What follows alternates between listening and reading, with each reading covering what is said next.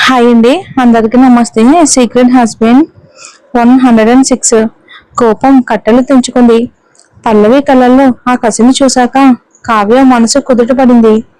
ఈసారి తేజస్విని చేతిలో పల్లవి చావకుండా బ్రతికి బయటపడిందని ఆమెకున్న ఏకైక బాధ.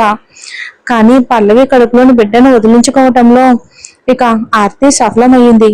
ఇది కావ్యకు ఇప్పటికొక శుభవార్తే. రాహుల్కి పల్లవికి మధ్య ఉన్న ఏకైక బంధం ఆమె కడుపులోని బిడ్డ మాత్రమేనని కావ్య నమ్మకం. ఇప్పుడు ఆ బిడ్డ కూడా లేదు కాబట్టి రాహుల్ ఖచ్చితంగా పల్లవికి విడాకులు ఇస్తాడు.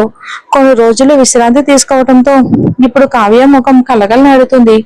వీడియో కాల్లో కనిపించినప్పటి దానికంటే ఇది పూర్తిగా భిన్నంగా ఉంది. లోపల కావ్య ఆడుతున్న ఈ కిడ్నాప్ నాటకం ఆమె పన్నిన పన్నాగలలో ఒకటని పల్లవికి తెలుసు. అయితే కావ్యతో కలిసి ఆ నాటకం ఆడే ఓపిక పల్లవికి లేదు. ఆమె చల్లగా ఉంది. నా కళ్ళ ముందు నుండి వెళ్ళిపో, లేకపోతే. పల్లవి, ఎందుకంత కోపం? నీ బిడ్డను చంపింది నేను కాదు కదా అంటూ కావ్య పైకి బాధపడుతున్నట్టు నటిస్తూనే పల్లవి గాయాన్ని మరింత గట్టిగా గెలుగుతుందే కావాలని. అయినా నిజానికి ఇదంతా నా తప్పే. నిన్ను వదిలేసి రాహుల్ నన్ను కాపాడడానికి రాకపోయి ఉంటే బహుశా నీ బిడ్డ బ్రతికేవాడేమో. నిన్ను ఎంత గట్టిగా కొట్టారు అంటే నీకు చాలా రక్తం పోయిందంట.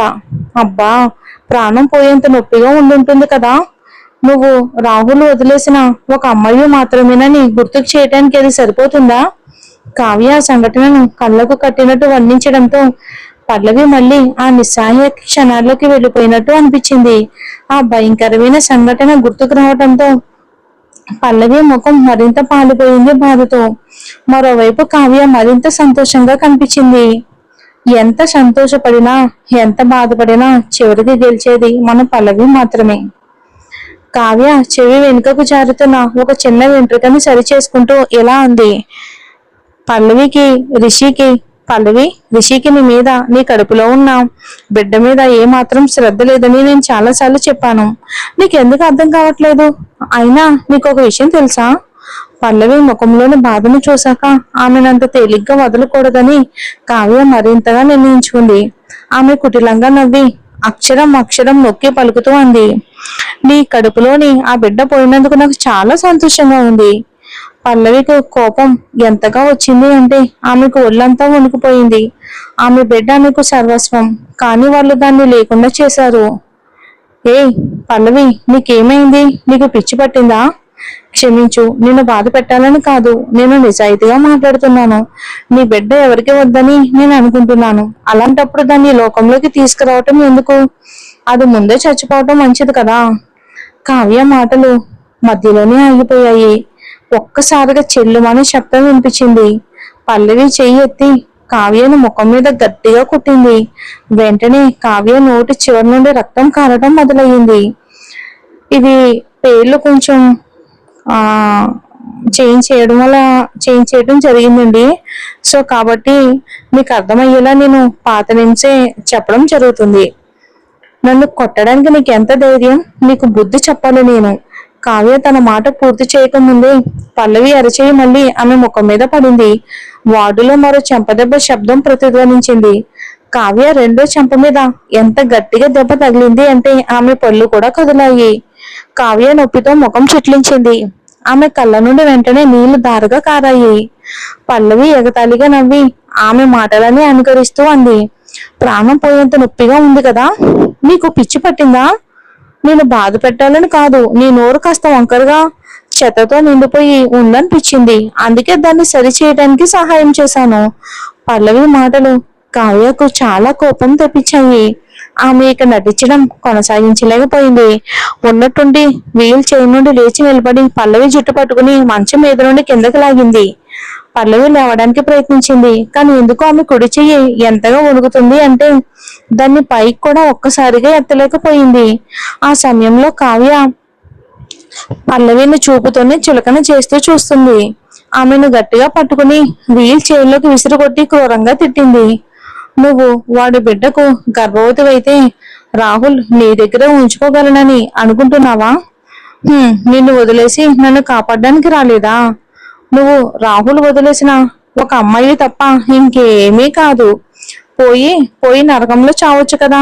కొంతసేపటికి కావ్య అలసిపోయినట్టు అనిపించింది. ఆమె మంచున కూర్చుని ఒక్కసారిగా ఆయాసపడుతూ నేల మీద ఉన్న పల్లవిను విజయోత్సవంతో చూసింది ఆనందంగా. రాహుల్ నిన్ను వదిలేసినప్పుడు నీకు బాధగా అనిపించిందా? నిజానికి నీ గుండె ముక్కలయ్యేలా చేసే ఇంకొక విషయం ఉంది. నువ్వు ఒక బిడ్డకు గర్భవతివని రిషి ఎప్పుడు అనుమానించేవాడు కదా. ఎందుకో తెలుసా? ఎందుకంటే నీ తండ్రి ఎవరో నిర్ధారించే టెస్ట్ చేసినప్పుడు ఆ రిపోర్ట్లను తారుమారు చేసింది కూడా నేను. ముఖంలోని భావాలు ఒక్కసారిగా మారిపోయాయి. ఈ విషయం కేవలం ఆమెను మాత్రమే కాదు, హర్షను, ఇతరులను కూడా ప్రభావితం చేశాయి. ఆ టెస్ట్ వల్ల వచ్చిన అనవసర అపార్థాల వల్లే ఆమె ఇంకా ఎక్కువ బాధపడింది. ఆమె కోపంతో పళ్ళు కొరికింది. నువ్వు వెధవ అంటుంది కూడా రాహుల్ బిడ్డని. ఈ విషయం ఒక రోజు అతనికి తెలుస్తుందని నీకు భయం లేదా? కావ్య ముఖంలో ఒక విచిత్రమైన నవ్వు కనిపించింది. పల్లవి చెప్పింది ఏదో జోక్లా అనిపించింది.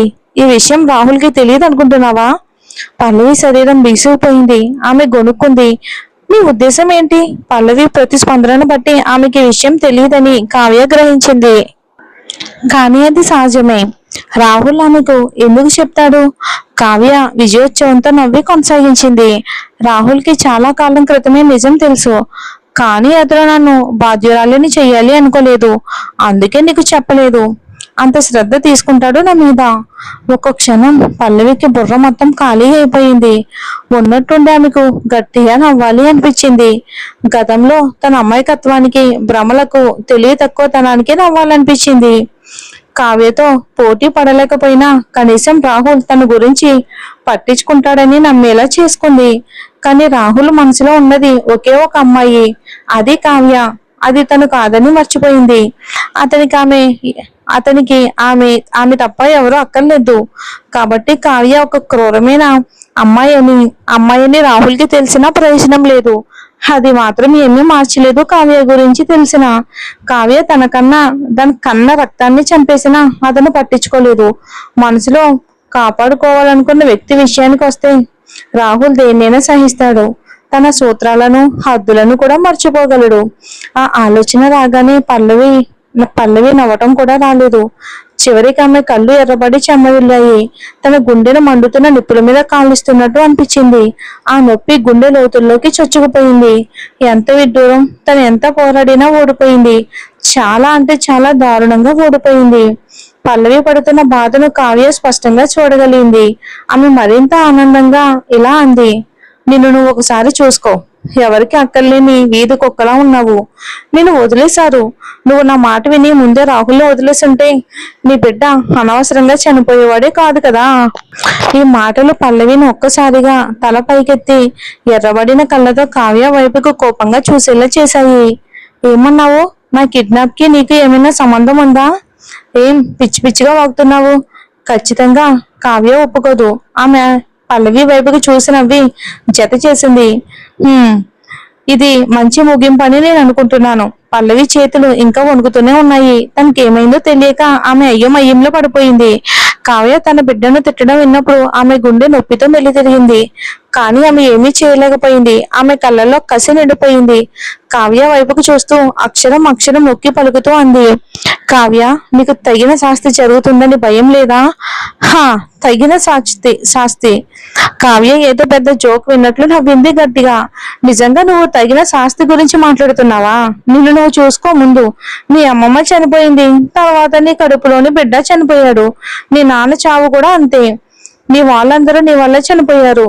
కాబట్టి చెప్పు, ఎవరికి తగిన శాస్తి జరుగుతుంది?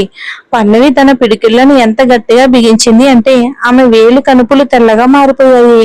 ఆమె ముఖంలోని రంగు కూడా పూర్తిగా పోయింది. కావ్య చెప్పింది నిజమే. బహుశా ఆమెకు జరిగిన చెడంతా ఆమెకు తగిన శాస్తినేమో. తను తప్పుడు వ్యక్తిని ప్రేమించకూడదు. తనకు చెందనే మనిషిని ఆశించకూడదు. అంతా ఆమె తప్పే.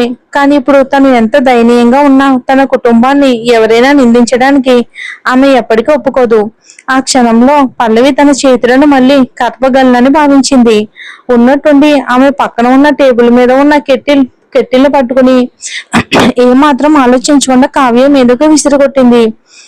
వద్దు, కావ్య నొప్పితో అరిచింది. కెట్టిల్ మూత ఊడిపోయి వేడి నీళ్లు కావ్య శరీరం మీద పడ్డాయి. ఆమె నొప్పితో విలువెల్లాడుతూ అరుస్తూ మంచం కింద దాక్కుంది. కాని పల్లవి ఇంకా ఆపలేదు. ఆమె చేతుల్లో ఎక్కువ బలం లేకపోయినా ఆమె తన కాళ్ళను ఉపయోగించింది. ఆమె అవకాశాన్ని అందిపుచ్చుకుని కావ్య మోకాళ్ళ మీద గట్టిగా తన్నింది. ఆ హెల్ప్, ఎవరైనా హెల్ప్ చేయండి. కావ్య దయనీయంగా ఏడ్చింది. ఆమెకు చాలా నొప్పిగా ఉంది. పల్లవి కావ్య మెడ మీద గట్టిగా కాళ్ళు పెట్టి ఇలా అంది. వీల్ చైర్ లో ఉన్నట్టు నటించడం నీకు చాలా ఇష్టం కదా, దాన్ని నిజం చేయడానికి నేను నీకు హెల్ప్ చేస్తాను. కానీ గుర్తుంచుకో, పల్లవి కళ్ళు చాలా పదునుగా ఉన్నాయి.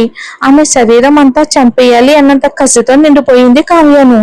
మళ్ళీ నా కుటుంబాన్ని తిట్టడానికి ధైర్యం చేశావంటే నువ్వు జీవితాంతం వీల్ చైర్ లోనే ఉండేలా నేను ఖచ్చితంగా చేస్తాను. విన్నావాని చెప్పింది. కావ్య స్పందించలేనంతగా ఆశ్చర్యపోయింది. బలహీనంగా సున్నితంగా ఉండే పల్లవి అసలు ఉన్నట్టుండి ఇంత కఠినంగా మారుతుందని ఆమె ఊహించలేదు. పల్లవికి స్పష్టంగా పిచ్చి పట్టింది. కావ్య లేచి ఎదురుదాడి చేయబోతూ ఉండగా తలుపు బయట మెరుస్తున్న ఒక జత లెదర్ బూట్లు ఆమె కంటపడ్డాయి. ఆమె వణికిపోయి వెంటనే తన స్వరాన్ని మార్చింది. వద్దు వద్దు, దయచేసి నన్ను కొట్టొద్దు పల్లవి, బయటికి పో. పల్లవి కావ్య వైపుకు అసహ్యంగా చూస్తూ ఒక్క విషయం స్పష్టంగా చెప్తాను విను. కావ్య, నాకు రాహుల్ మీద ఏమాత్రం ఇంట్రెస్ట్ లేదు. నా దృష్టిలో అతను ఒక చెత్త కుప్ప లాంటివాడు. దేనికి నీకంత పొగరుగా ఉంది అని అంది. కావ్య కోపం రాకపోగా లోపల ఒక రకమైన సంతృప్తి కలిగింది కావ్యకు పల్లవి మాటలకు. తిట్టుకో, ఇంకా తిట్టుకో అని తనలో తానే గొనుక్కుంది రాహుల్ని తిట్టుకోమని. ఈ మాటలు విన్న తర్వాత రాహుల్ పల్లవి లాంటి దానితో ఉండడానికి ఇష్టపడడని ఆమెకు గట్టి నమ్మకం. బహుశా వాళ్ళు విడాకులు తొందరలోనే జరగచ్చు. పల్లవి తన మాటల దాడిని కొనసాగిస్తూ ఎగతాళిగా, నేను వదిలేసిన దాన్ని ఏరుకోవాలని నీకు అంతగా ఉంటే సంతోషంగా తీసుకో. అయినా మీరిద్దరూ ఒక సంతోషంగా ఉంటారని నేను ఖచ్చితంగా ఆశిస్తున్నాను అంది. ఈ మాటలకు వారు వెనుక నిలబడిన రాహుల్ అక్కడే ఆగిపోయాడు. అతని ముఖం ఒక్కసారిగా ఎర్రబడింది. పల్లవి ఎప్పటి నుండి ఇలాంటి మాటల తోటాలు పేల్చడం నేర్చుకుంది? కావ్య ఇప్పుడు నిజంగానే కోపంతో ఎవరిని తిట్టావని అరిచింది. అయ్యో, ఎలా మర్చిపోయాను, నిన్నే, నువ్వే కదా అని పల్లవి బదులిచ్చింది. ఆ మాటలకు కావ్య అనుమానంతో కోపంతో కుంగిపోయింది. పల్లవి ఎగతాళిగా నవ్వుతూ, భ్రమలో బతకొద్దు. ఒకవేళ నువ్వు అనుకున్నది సాధించినా నువ్వు ఎప్పటికీ అదే అవుతావు. ఆ ముద్ర నిన్ను జీవితాంతం వెంటాడుతుంది. కాబట్టి హద్దుల్లో ఉండు. మళ్ళీ నా జోలికి రాకు అని చెప్పింది పల్లవి కావ్యతో. ఈ మాటలు వినగానే కావ్య ముఖం చిన్నపోయింది. రాహుల్ ప్రశాంతంగా కనిపించినా ముందుగా కోపం వచ్చింది మాత్రం ఆమెకి. కానీ అది భరిస్తే రాహుల్ని పెళ్లి చేసుకోవచ్చని ఆలోచించి తన కోపాన్ని అణుచుకుంది. పల్లవి బెదిరిస్తున్న గొంతుకి కావ్య బాధితురాలిగా నటించడం మొదలుపెట్టింది. నువ్వేం మాట్లాడుతున్నావు? నన్ను బెదిరిస్తున్నావా? అవును, నిన్ను బెదిరిస్తున్నాను అని పల్లవి ఏమాత్రం ఆలోచించకుండా ఒప్పుకుంది. నేను సర్వం కోల్పోయాను. ఇప్పుడు నీకు భయపడతానని అనుకుంటున్నావా? కావ్య లోపల ఆనందపడింది. తను కోరుకున్నది ఇదే. పల్లవి చెడ్డ స్వభావాన్ని రాహుల్ చూడాలి. రాహుల్ కల్పించుకోవడానికి ఇది సరైన సమయం. అప్పుడే రాహుల్ని చూసినట్టు నటిస్తూ కావ్య కన్నీళ్లు పెట్టుకుని వణుకుతున్న గొంతుతో, రాహుల్, దయచేసి నన్ను కాపాడమని వేడుకుంది. కావ్య నటన మారడం చూసి పల్లవి పెదవులపై చిరునవ్వు మరింత వచ్చింది. మరి ఏం జరుగుతుందో చూద్దాం.